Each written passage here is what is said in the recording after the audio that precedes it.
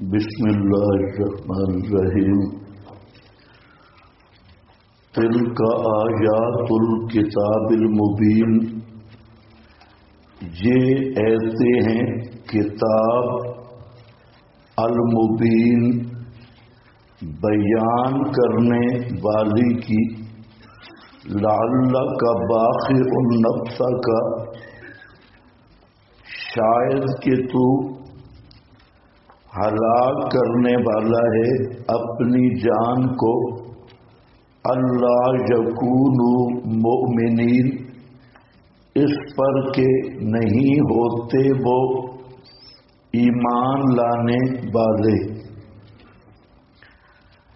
تلک آیات الکتاب المبین، یہ تمہید مع الترغیب، حاکمیت قرآن، قرآن کریم کی عظمت کے لیے تمہید ہے، اور تلکا بے معنی ہذہ، تلکا کا مشار الیہ بعید ہوتا ہے۔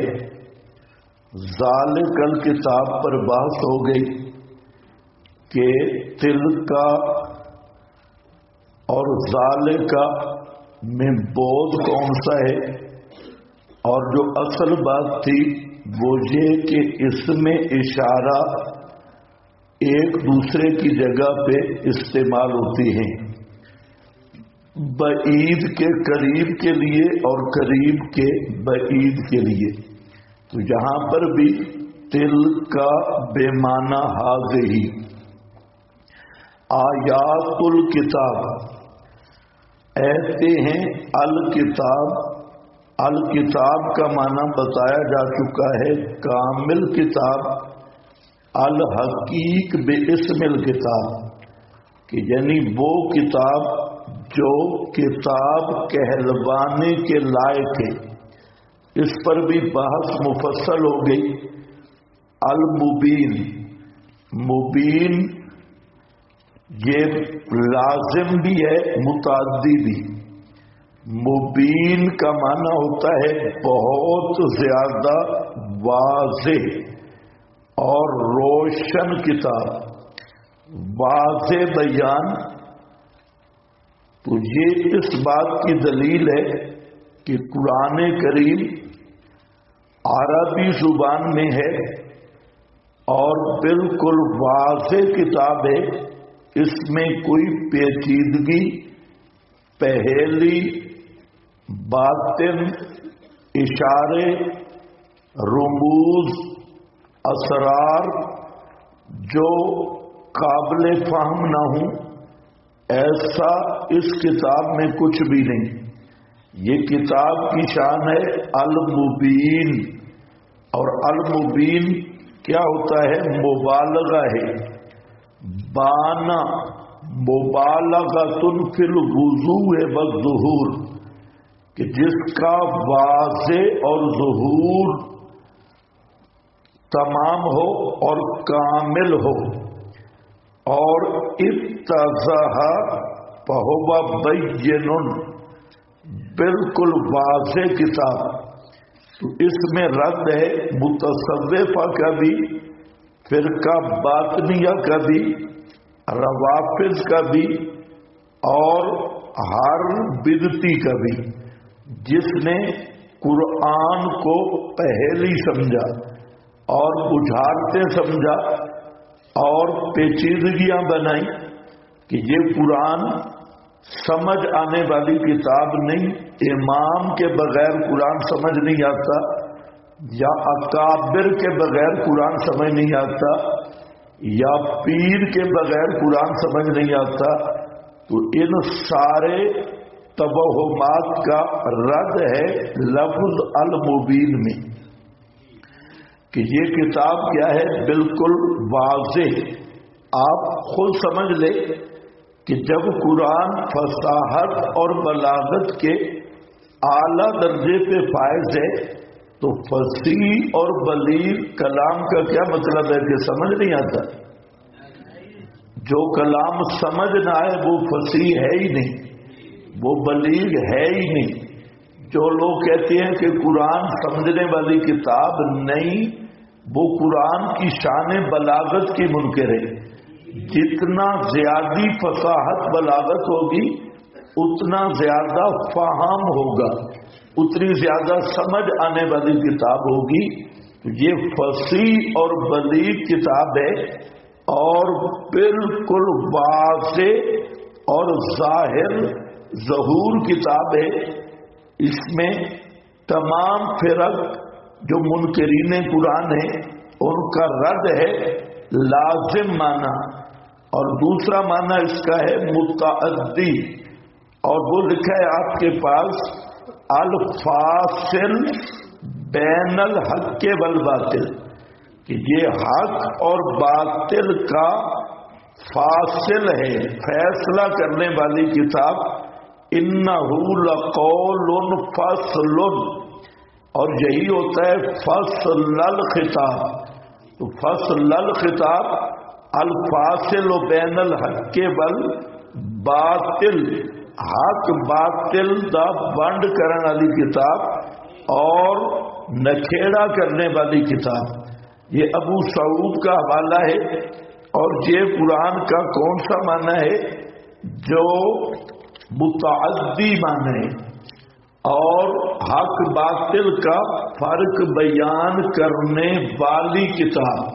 تو پہلے الفرقان تھا، اب کیا ہے؟ المبین، اور الکتاب بھی ہے المبین بھی ہے۔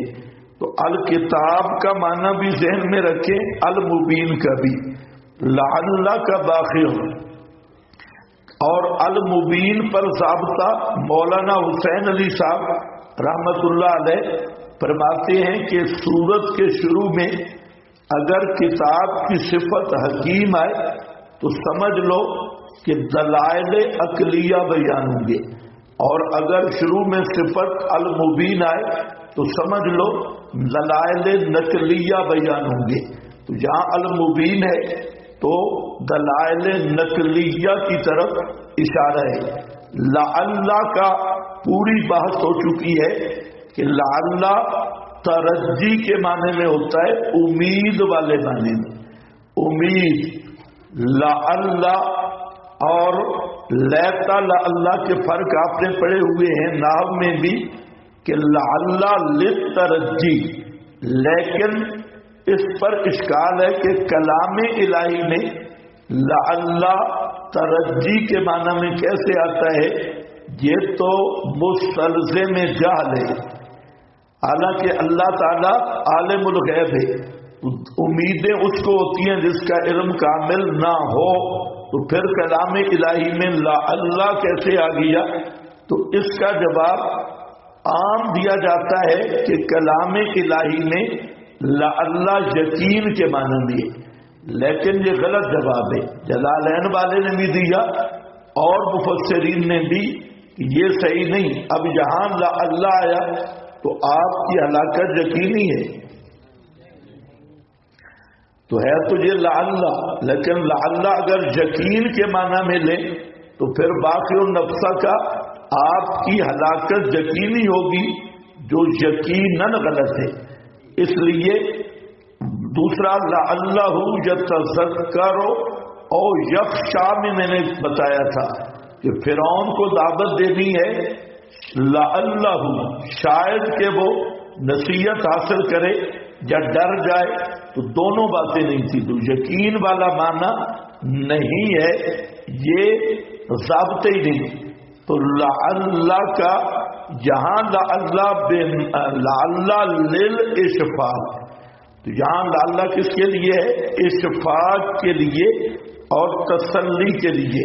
ہاں آپ کے پاس لکھا ہے کہ یہاں پر ہا ہونا للاشفاق کے، یہ اشفاق اور شفقت کرنے کا ہے، اور مطلب یہ ہے کہ اپنی جان پہ رحم کرو، اپنی جان پہ شفقت کرو، اتنا غم نہ کرو، اپنی جان پہ رحم کرو، اتنا غم نہ کرو۔ یہ اشفق علی نفسک کا، اپنی جان پہ رحم کرو اور اتنا غم نہ کرو۔ اگر آپ غم کریں گے تو اپنی جان گوا بیٹھیں گے اس غم میں گھل گھل کر. یہ لعلہ کس کے لیے ہے؟ اشفاق، یہ مظہری ہے. اور دوسرے آگے معنی لکھا ہے کہ لعلہ تکون للترجی فی المحبوب، محبوب چیز کی ترجی کے لیے ہے. اور اشفاق فی المحظور، اور جو محظور چیز ہے جس سے بچنا ہے تو وہاں اشفاق کے لیے آتا ہے. ابو حیان نے کہا کہ جہاں لعلہ اشفاق کے لیے ہے اور مطلب یہ ہے کہ آپ اپنی جان کا خیال کریں، اپنی جان دے نہ بیٹھے ان کے غم میں. اس کا معنی پنجابی میں بہت اچھا ہے. اچھا، دوسرا معنی لعلہ نہیں کے معنی میں اشفاق کے لیے، تو اشفاق کا معنی میں نے بتا دیا. دوسرا لعلہ نہیں کے معنی میں تو مطلب لا تبقى نفسک، اپنی جان دو نہیں لعدم ایمانہم. تو کہتے ہیں یہ ظاہر ہے. اس پر آگے پھر تائیدات ذکر کر رہی ہیں. فلا تذهب نفسک علیہم حسرات، کہ ان پر حسرت کرتے ہوئے آپ اپنی جان نہ دیں. اور لو شئنا لانزلنا آیتا، اچھا ہو گیا. تو یہ نہیں والا معنی، یہ کتنے معنی ہو گئے لعلہ کے؟ جہاں دو، اشفاق کے لیے اور نہیں کے لیے. پنجابی معنی جن کو پنجابی آتی ہے بہت بہترین معنی ہے متا تو، متا تو اپنی جان دے بیٹھے. متا تو، یہ اشفاق کا معنی بہت واضح ہے کہ یہ بھی اشفاق والا ہے. تو یہ ہماری بولی میں بالکل صحیح معنی ہے. پشتو تو ہمیں آتی نہیں. حضرت یہی معنی کرتے تھے مولانا حسین علی کہ متا تو دے با میں، کہ وہ متا تو دے با میں جان اپنی. ہاں تجھے ہوتا ہے اشفاقن، کہتے ہیں جا رہا ہے، ہاں خیال کرنا متا کوئی ایکسیڈنٹ ہو جاوے، جا رہا ہے خیال کرنا متا کہیں گم نہ ہو جانا. یہ ہماری پنجابی میں محبت کا لے جائے، اور محبت کا انداز ہے کہ کسی محبوب کو کسی محظور سے بچانا ہو تو وہاں ہمارے محاورے میں متا کا لفظ بولتے ہیں، متا نہیں بنا دینا. ہاں متا، متا پنجابی میں متا کا لفظ بھی اچھا ہے. فلانے کو فلاں جگہ متا یعنی بھیجا. ہاں حضرت نے تقریر کی تھی اور اس میں فرمانے لگے کہ حضرت سلیمان نے ہود ہود نو متا، ہود ہود نو متا. تو کوئی اور مولوی بیٹھا تھا، اس نے کہا یہ تو حضرت متا ثابت کر رہے ہیں، اور متا کا معنی ہوگا بھیجا. بھیجا، یہ وہ عین والا متا نہیں، یہ تا کھڑی زبر ہے متا. ہاں بھائی من السماء، تو جہاں متا کو لعلہ کا مقصود تسلی ہے. اور مطلب یہ ہے کہ ان بے ایمانوں کے عدم ایمان پہ غم نہ کریں. ان بے ایمانوں کے، بولو جلدی، عدم ایمان پہ غم نہ کریں، ایمان نہ لانے پہ غم نہ کریں. ان نشا سے مسئلہ بیان ہوگا کہ اگر ہم چاہیں تو اتاریں اوپر ان سے من السماء، آسمان سے منہ مانگی نشانی.